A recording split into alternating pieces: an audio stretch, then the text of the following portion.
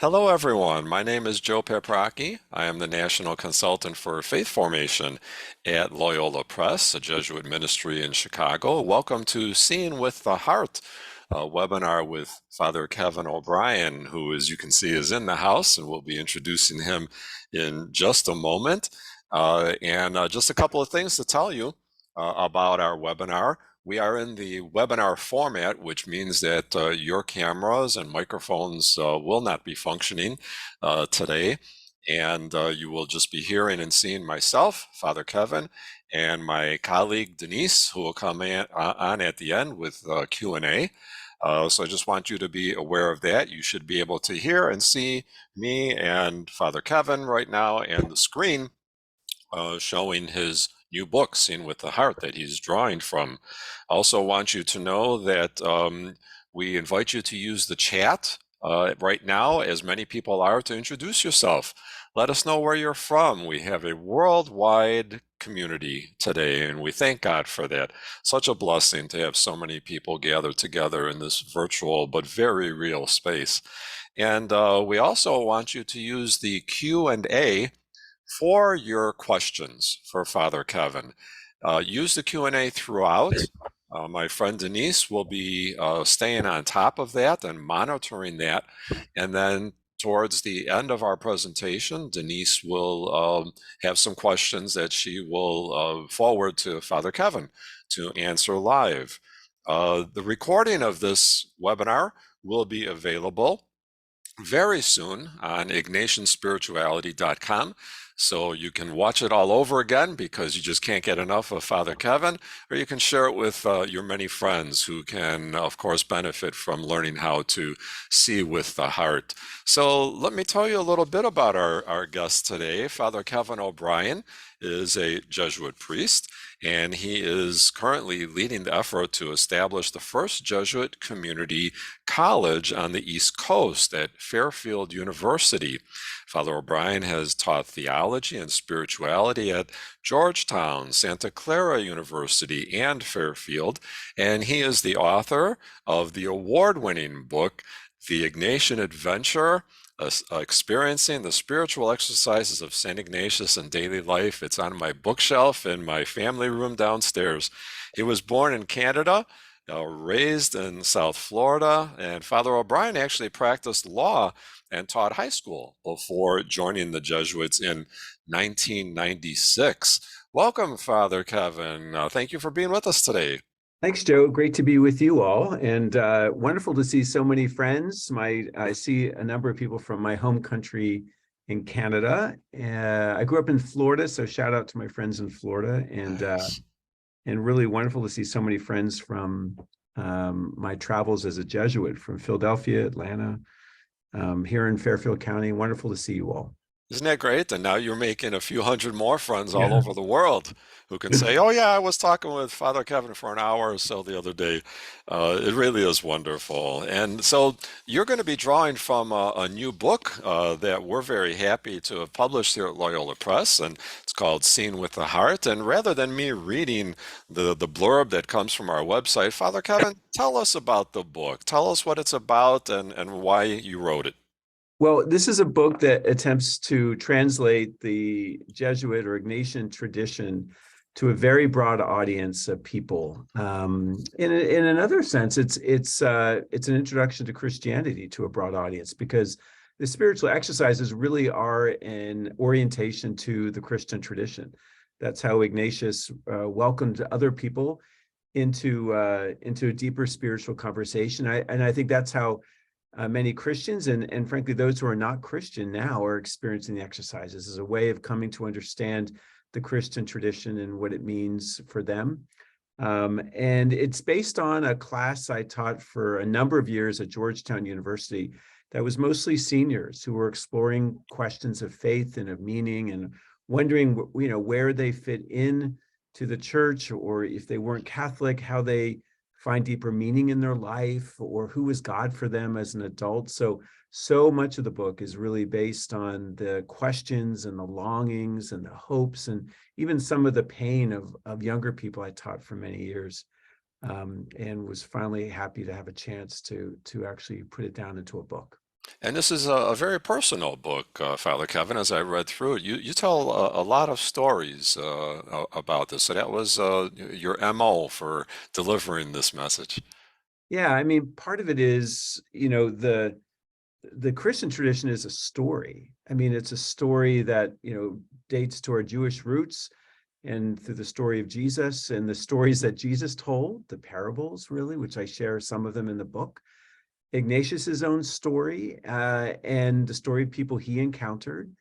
And so, God meets us in the particularities of our life. God meets with us, and Ignatius experienced a God who loved him and worked with him personally and uniquely. The God of St. Ignatius was not a distant God, but a God, he said in his autobiography, worked with me as a school teacher, worked with a child. So that directly, that personally, that uniquely, that involved in the midst of our lives, the concrete particulars of our lives. And so in order to, in a sense, demonstrate that for our readers and our seekers, our spiritual seekers, I do offer some of my own stories from my life, things that happened to me, as a way of just maybe modeling how one searches and finds God in the midst of one's very ordinary life. And I Absolutely. invite Pope Francis in on that because Pope Francis is so insistent that God meets us in the particulars and the concrete experiences of our lives. And so he's a companion on this journey as well. He's frequently my dialogue partner in the book. Yeah, I really do believe that you modeled for us how to do that. So many of us tend to think, well, I don't have a story. And then we get to listen to your stories, and they are stories that happen in everyday experiences. Some of them are dramatic, others are not, overly dramatic. They're just experiences in which you felt that you bumped into God and God was telling you something. And so that's a nice model for us. And I hope people do feel inspired to share their stories as they read your book. I was you had me in the introduction when you talked about a metaphor for the book. Tell us about the anchor and the rudder and that metaphor and how that, in a sense, guides what the rest of the book is about and what this whole approach to spirituality is about. Yeah, so wise as you right there, a wise Jesuit friend once told me that tradition should act more like a rudder than an anchor. And the Ignatian tradition we know is 500 years old. And the reason why the Ignatian tradition, which began as a Jesuit's tradition, a Jesuit's life, morphed into an Ignatian tradition, that is, anyone who, in a sense, is animated by what St. Ignatius of Loyola left us, particularly in the spiritual exercises. This tradition is alive and living. And the reason this tradition is alive, because we treat it as a rudder that guides us along the river of history, along the river of our lives. Tradition is not an anchor that ties us to one place, and in which case it makes us lifeless. We become stagnant because God is always moving. God is always animating. God is always percolating. God is always on the move. And we are always, as a people, on this journey to God. Remember, the early Christians described themselves. We hear in the Bible as people, people of the way, people on the way. And so, of course, we are moving. And an anchor, if tradition is treated like an anchor, that we've got to do things exactly as they were in the past, we were not going to meet the present moment. But if tradition is something that we can be guided by, like a rudder, we are both faithful to the tradition, but we make that tradition translate to our present moment. And God is at work in both the past, the present, and the future. We don't want to tie God just to the past. A lot of people tend to treat the past like an idol, but that boxes God in. God is alive today in the present moment. And what's wonderful is every person who participates in this tradition of Ignatian spirituality, which is all the people listening, no matter how they pray or in what form they pray, or whether they're Christian or from another tradition, or whether they're wondering where they fit in, everyone who participates within this Ignatian tradition a lot enlivens it in new ways. So the more voices we have, the richer, the deeper, the more animated that this tradition becomes. So that's why we're so excited that so many people across the centuries are engaged in this tradition, not just in our culture, but around the world, as evidenced by the number of people who are on this Zoom call. Absolutely, and I have to say, I just love that metaphor, and I have actually found myself using it a couple of times on Facebook. I was in a conversation with a couple of people about a matter of our tradition, and I said, "Well, our tradition shouldn't be an anchor, but a rudder." I'm gonna have to make sure I put your name in there as well, but it just makes so much sense that a rudder is going to steer us in the right direction without holding us down to the past. And so you get us off to a wonderful start in the book. And then really, before you get into this first slide here, basically you took about 8 principles from the exercises. Am I correct? To Right, flesh right. out the So book? I basically took 8 movements, again, picking up the theme of movement or journey, or adventure, that theme from my first book. And so every chapter is, living with, right? Living with. So Right. this is a way of life. It's not a set of principles to, memorize and then regurgitate. These are movements, and or you could say orientations that help get us down that river of history, or the course of our life. So the first chapter, I introduce is living with purpose, Mm. and there I introduce what's a very important part of Ignatian spirituality in the spiritual exercises.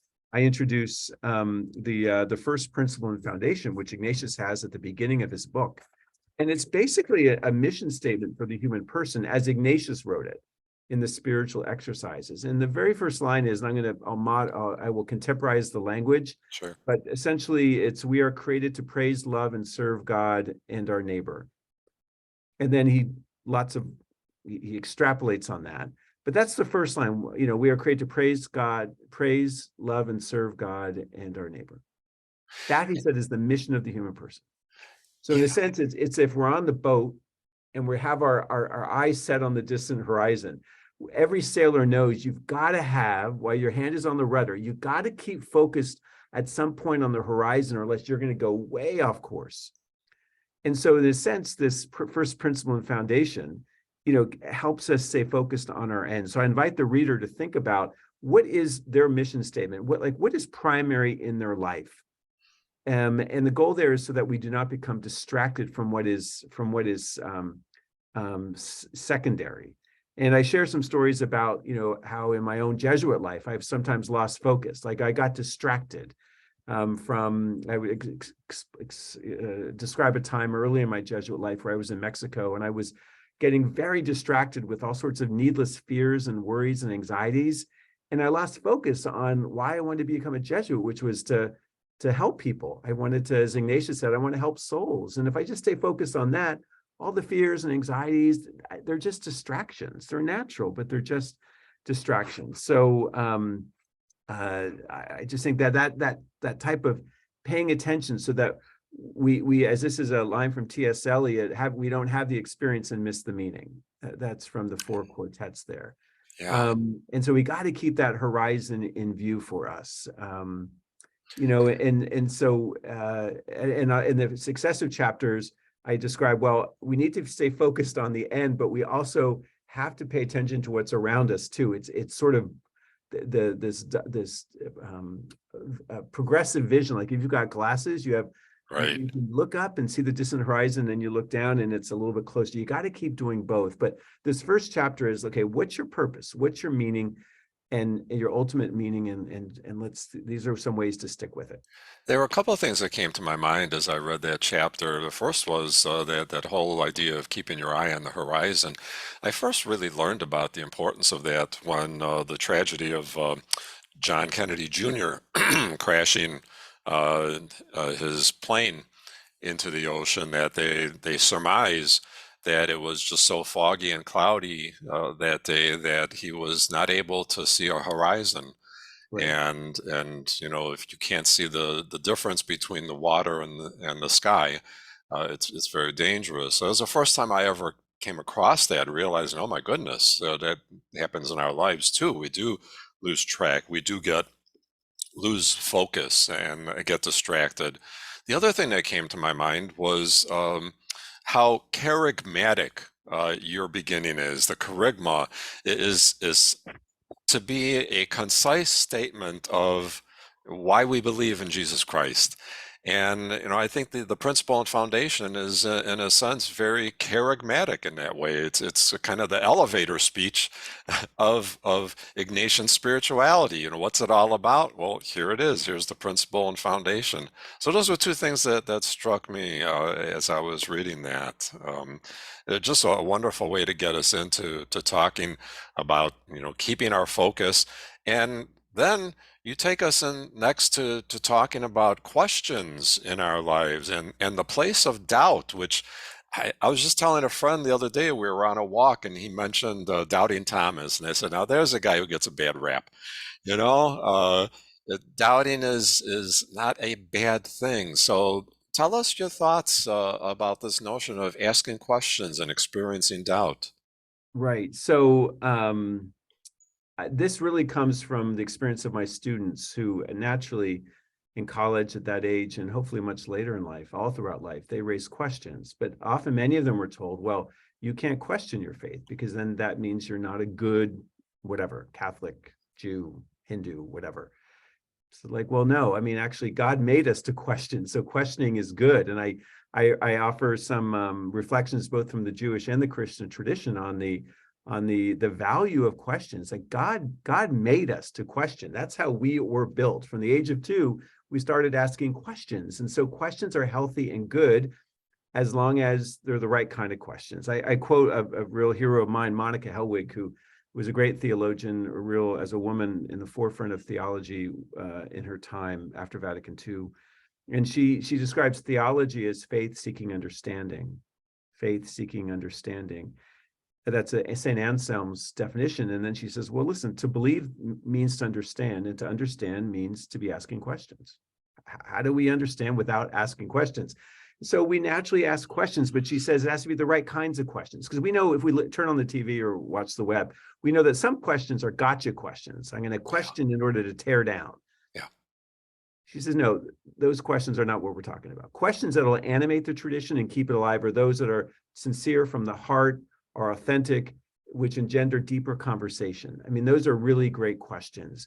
The classic question about what's the value of suffering? Why is there suffering? I cover that question a few times in the book because it's so human, Mhm. so existential. And so that's an important question. I talk about images of God in this chapter because it's really important to talk up front about the images of God that we have throughout our life. God is so beyond us, transcendent.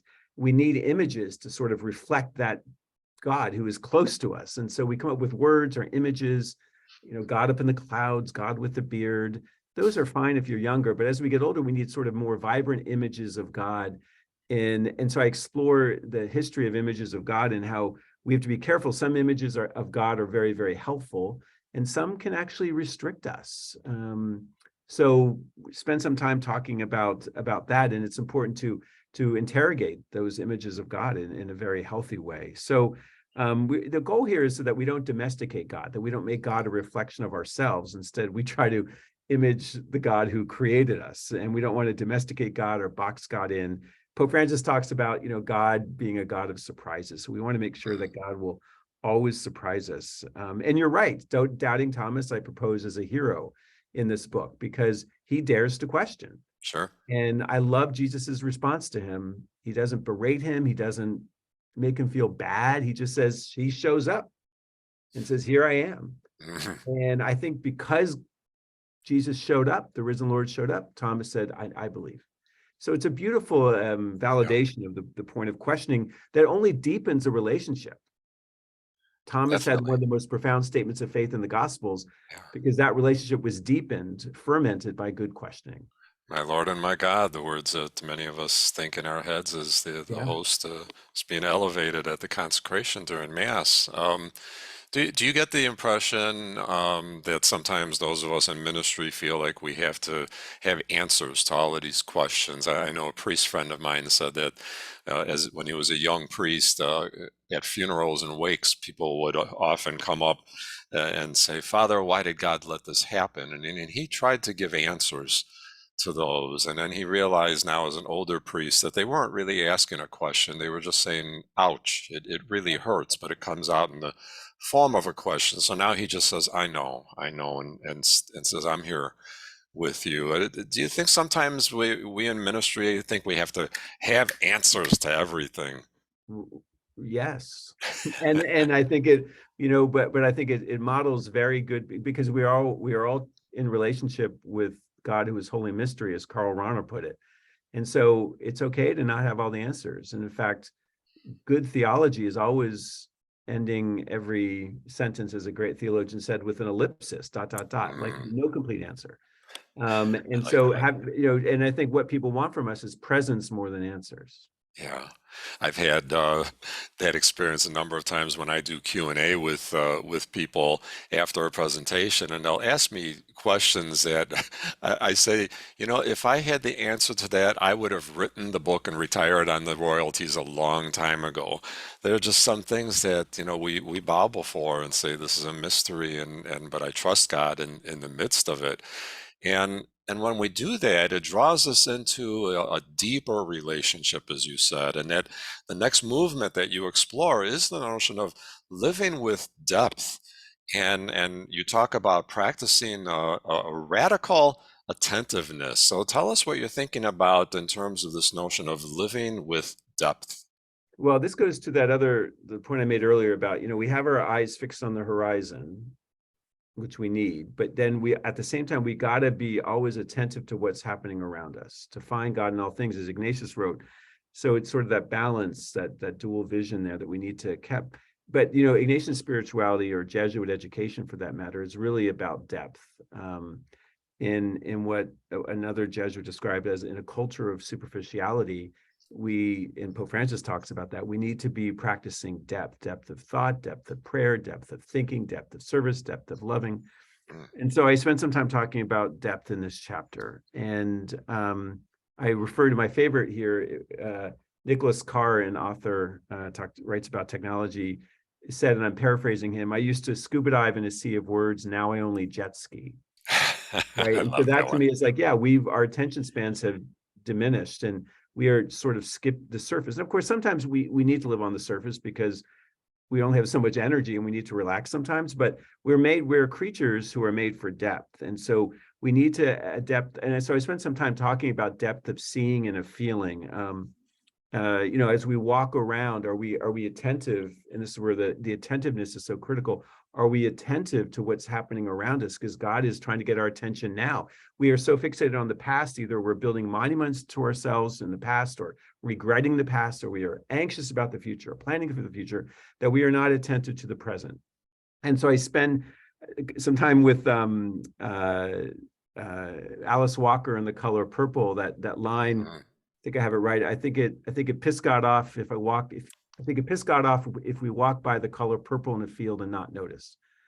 mm, I do. I think God is not angry, but God is like frustrated. Like, don't you see what Hopkins, the Jesuit poet, whom I quote, refers to as God awaits a beholder. God is like waiting for us to notice, and we're so busy and preoccupied that we fail to see how, as Hopkins wrote, the world is charged with the grandeur of God. And this is where I invoke the Little Prince, and the Little Prince, that great book. If you haven't read it, read it. If you haven't read it in a while, read it again as an adult.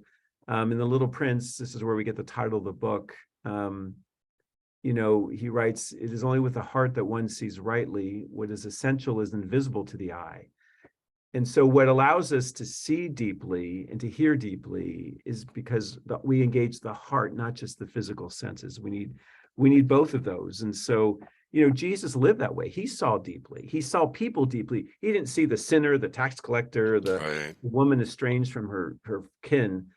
He saw deeply. He saw a human being, and then he saw the birds of the air and the weed of the field was more than just food or flying things in the air. He saw pathways to the divine. And so we spent some time realizing how the poet Browning, wrote, the earth's crammed with heaven.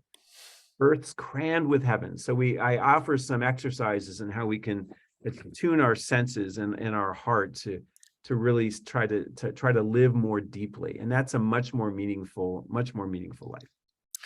We're talking with Jesuit Father Kevin O'Brien, who is the author of Seeing with the Heart, and he's helping us in this webinar to learn what that means and how to do that, to see with the heart.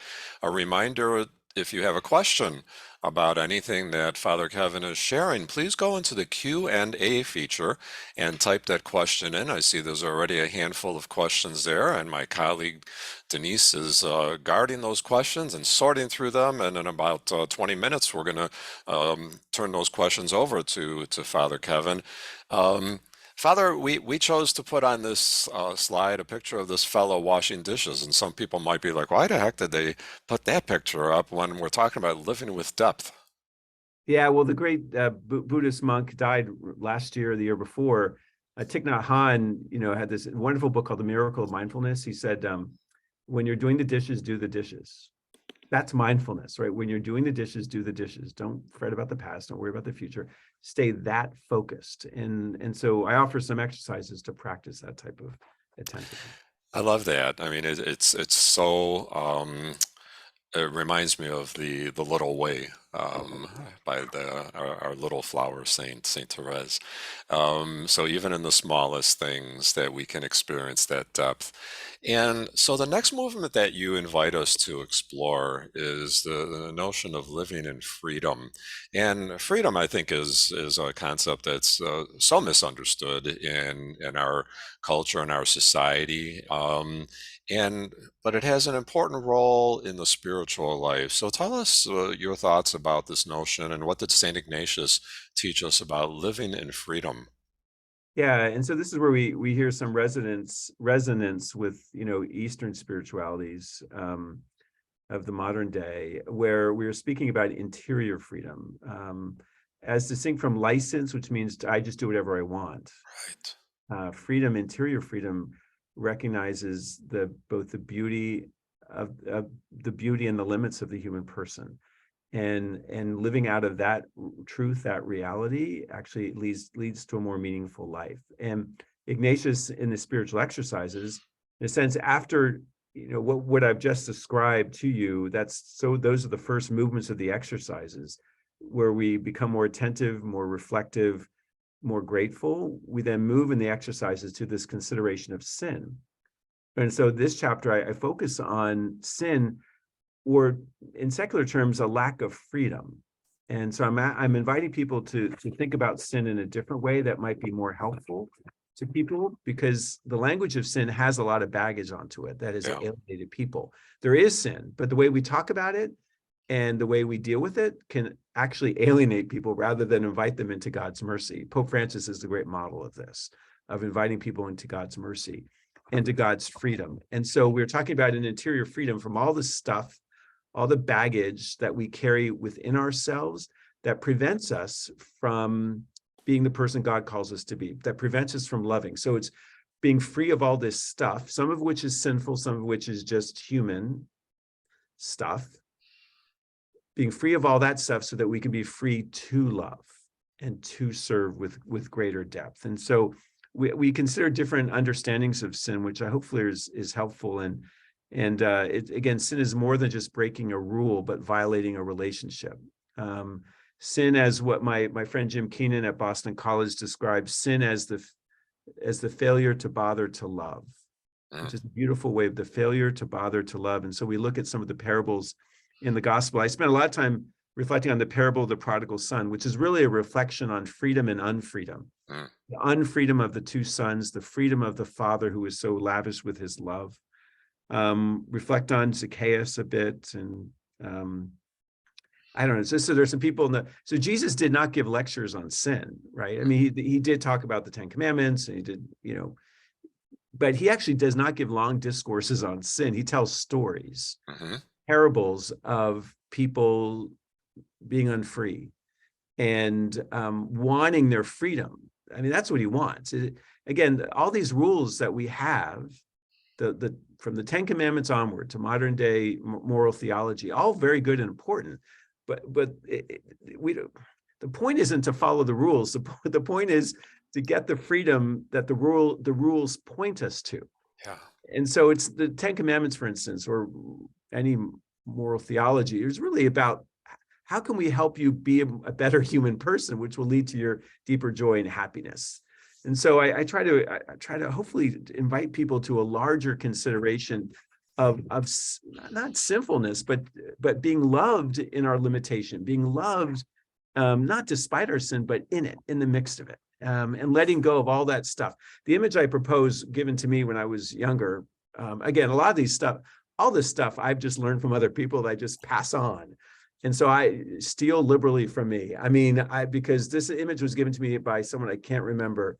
But, the image on freedom is the clenched fist. So sometimes if we're praying, we have a clenched fist, even without noticing it or realizing it.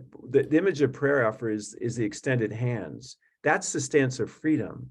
But it's scary because our hands are open, which means God can take something out of our hands. And Right. there's emptiness for a while, which is a little bit nerve-wracking and scary.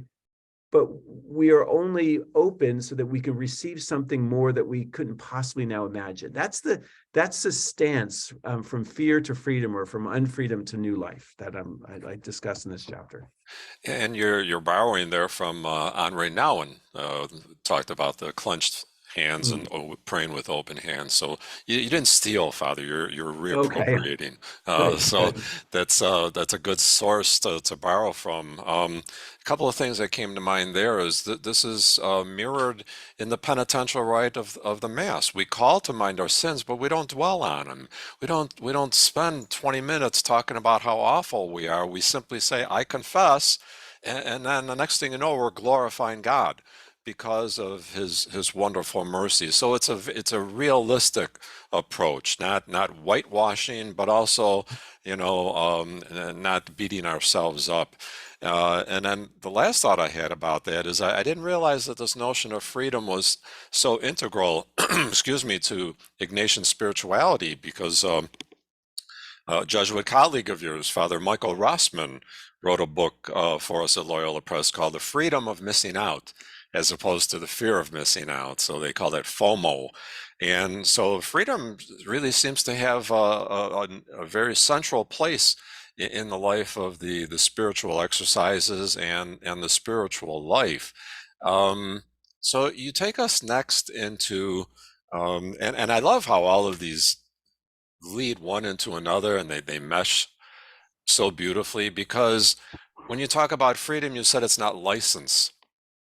And then next you talk about desires, living out of great desires, but we don't have license to just pursue our desires. But by the same token, you're telling us that maybe too much of our tradition has been telling us that desires are bad. So how do we Yeah. live out of great desires? It's that balance, right? And I use the image borrowed from a Protestant theologian, Wayne Mueller, about a garden. Every gardener out there knows that every good garden needs to be fenced. I once built a garden when I was in grad school, and I'm not a big gardener, but I was trying to avoid writing my thesis, and so I became a gardener that summer, and I did everything right: the soil, the seeds, the watering. But a few months later, it was ripped apart by all these squirrels because I forgot to fence the garden. Mm.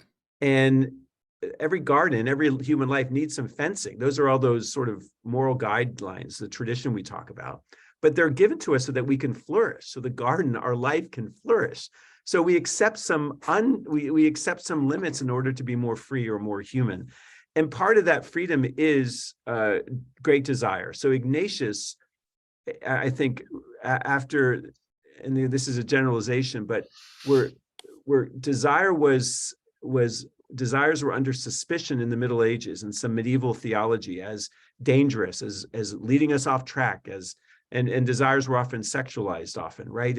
And desires were always a matter of concern in medieval theology. Well, Ignatius, coming around in the 1500s, sort of recaptured the beauty of human desire as God-given, which was really part of the early spirituality of the church. So I'm really generalizing here, but I do think it's fair to say that Ignatius helped recapture the beauty of human desire as God-given and as a guide of how God speaks to us. And so I spend some time talking about how desires are central to Ignatian spirituality, and the virtue here is magnanimity. It's an ancient virtue, and if you take it apart, it means, anima, great soul, and magna, great. It's great souledness, having a great soul or large heart. And Ignatius loved that in people because that's where, God gave us those great desires, and we sometimes would cloud them over with all sorts of stuff that got in the way of realizing them. It could be self-doubts, it could be need to impress, it could be all these unfreedoms, but we have all these great desires. If tapped, the deep ones will only lead to our flourishing, which means the flourishing of other people. Remember, we are created to praise, love, and serve God and help others. So getting in touch with those deep desires is life-giving for us and other people. He told in a letter in 1551, Ignatius wrote to Jesuits who were, I believe, working in a school, and he said, "You are to elicit great desires in those you work with. You are to elicit, call them out, because God planted them. And if you call those deep ones, not the superficial ones, but the deep ones, whoa, that's where the greater glory of God will be served. The magis, as Jesuits say, the greater, the more." And again, that's not it's good for the person, but it's not self aggrandizing. It's actually, it's world building and life giving for other people. So I spent some time talking about desires that need to be recognized and named as good and holy, when many people are told to dismiss those desires, which again is diminishing for the human person, but also recognizing that our desires need to be honed and refined. Ignatius had to refine his desires, because at one point in his life, he was like all about these passions, but they were diffuse. And so he learned to refine his desires, which every good teacher or parent does. So I spent time talking about how, we need to refine our desires, lest we become burned out, or we develop messiah complexes, or get trapped in perfectionism. And I think I do want to say that and I won't go into detail here, but one of the things I raised, Joe, is, what about unfulfilled desires? So you say, oh, Yeah. Father O'Brien, you get in touch with desires, great. But what happens when those desires we name can't be fulfilled for various reasons? I explore that painful reality of human living. And I hope that part of the book is helpful to people. But in the end, I just want to acknowledge that those great desires, doesn't mean that we all need to be a president or a CEO or like a celebrity or a saint.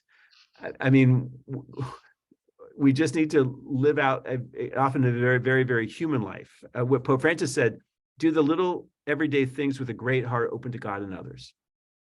Do those little everyday things with a great heart open to God and others. And I think that's such an important point in this day and age, because religion, Christianity, and perhaps Catholicism, tends to be seen by so many people as just, squelching desires, saying no to everything. You can't do this, you can't do that, you can't do this. So it's very refreshing to hear this notion of pursuing desires, but also recognizing limits on those desires, which are life-giving. I'm going to borrow from someone who I can't recall now, talked about how you think of a mighty river flowing, and what makes it flow are the banks Boundaries, of right. the river. That if you were to say, I want to set this water free, let's break the banks down, the water just disperses and becomes dead. And so the banks are what causes that to flow.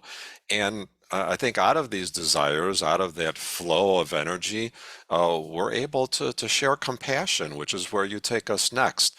You talk about living with compassion, and you combine this with talking about worship, belief in worship, not being enough, that we have to put these into action and works of mercy.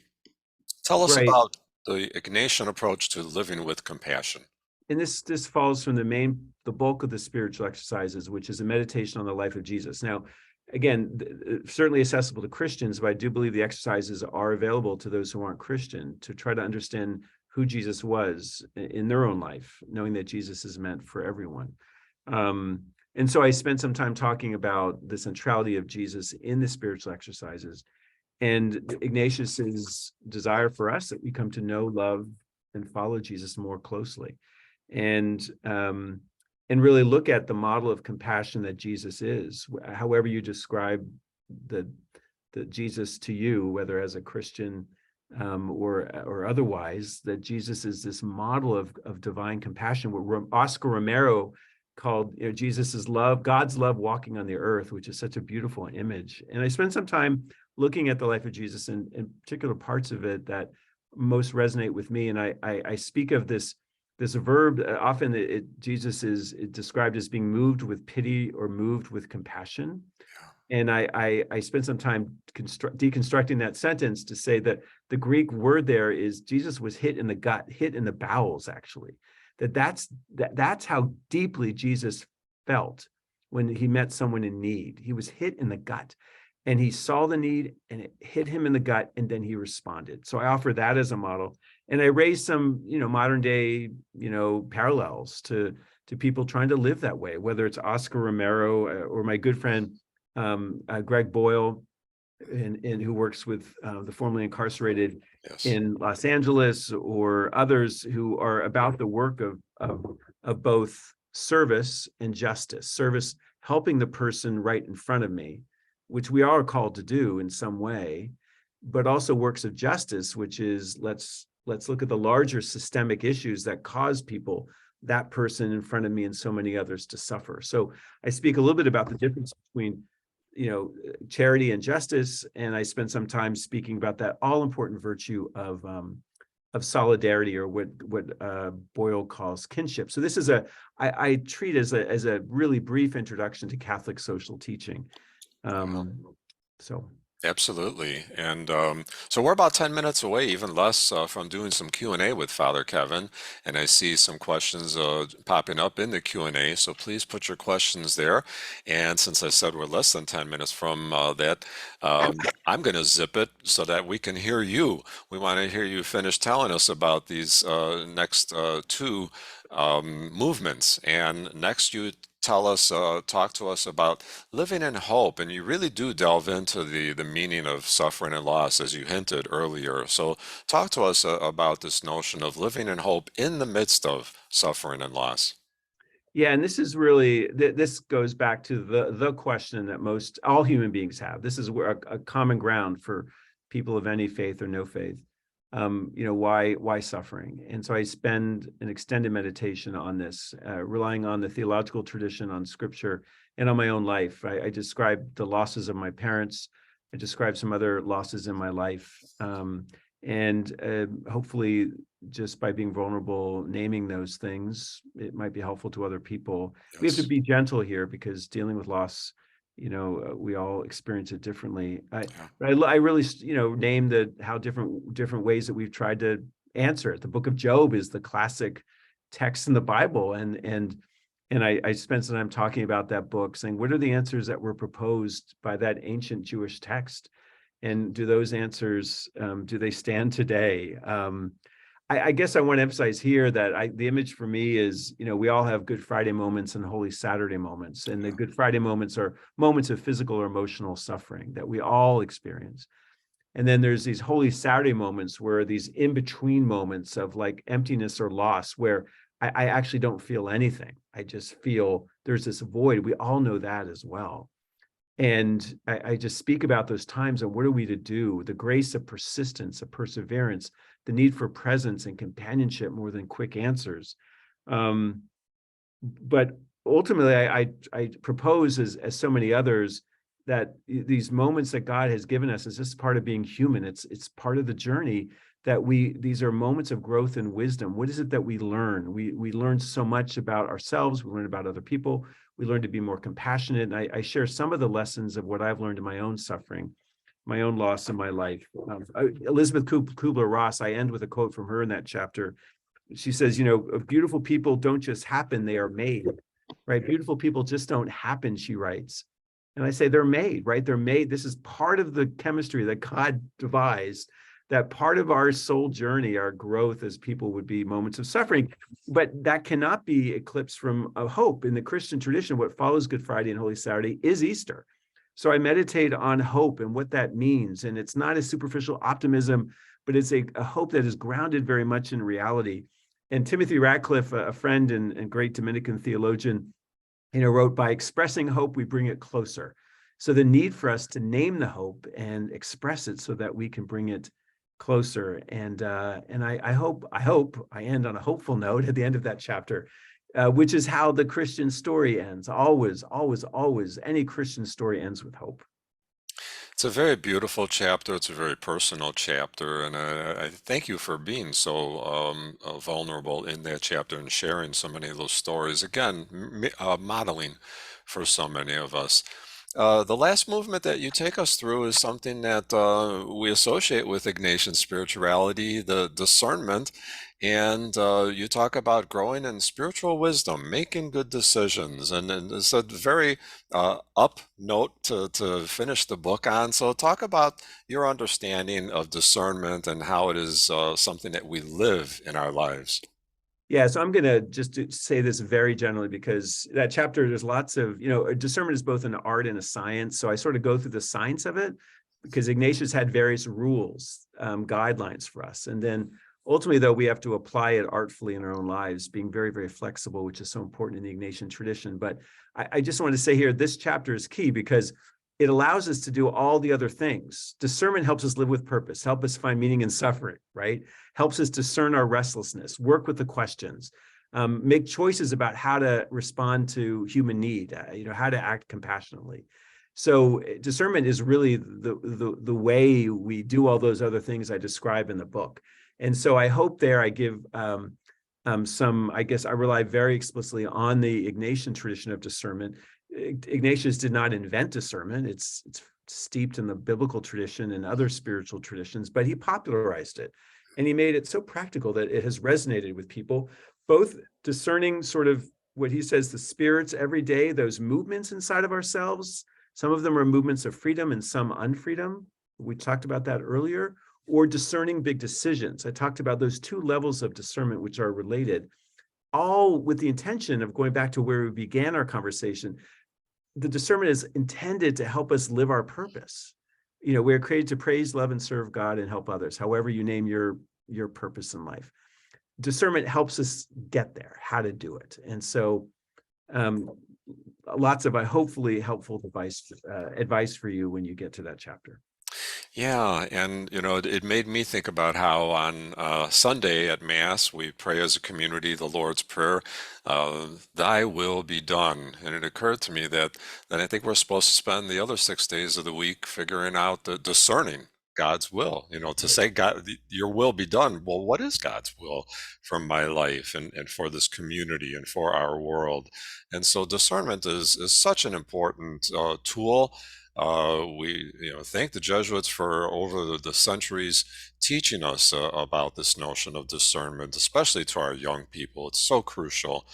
To finish off our conversation before we move to some Q&A in just a couple of minutes, you, of course, were drawing from the spiritual exercises of St. Ignatius. You decided to include some spiritual exercises throughout the book. Tell us what your thinking was and what kind of exercises might we be encountering.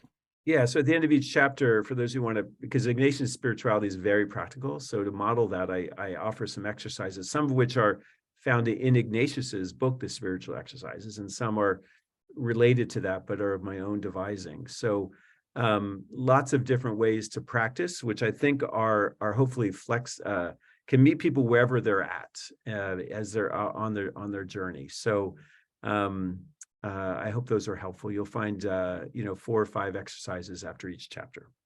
Very practical, and I think very appreciated. People nowadays, when we read books, we want to interact with them. We want to somehow be moved to do something. And so you prompt us to take the next steps instead of us sitting there just thinking, well, now what do I do? So these are wonderful ideas that you've given us there. I'm going to invite my friend and colleague Denise to come aboard here, and she has been monitoring questions, and from the looks of it, looks like there's a couple of dozen, so she's sifting through. And Denise, why don't you go ahead and lob one Father Kevin's way? Okay. First of all, lots of thanks from readers for your wisdom and sharing with us today. Nydia asks, have you seen big differences between young people and mature people in considering these reflections? Hmm. Yeah, I mean, in one sense, yes, because just developmentally, we get older and hopefully wiser. But I don't know. I mean, as I wrote and as I talked with other people who are my age, I'm in my 50s. I don't know. I just think there's a lot of overlap. And it might be the pandemic that gave us this common experience. I mentioned the pandemic in the introduction. That we're all sort of experienced this thing in common that impacted us greatly. I think to be human is to suffer, so we need to explore that. To be human is to question, we explore that. So there's some things that transcend age. Again, granting wisdom comes with age, but gosh, I think this book is for really anyone who sincerely wants to grow in faith, hope, and love. Very good. Denise, another one. Diane asks, as you talked about desire, somehow I'm connecting desire with the sense of joy in my faith. How do you see the relationship of a healthy desire and joy?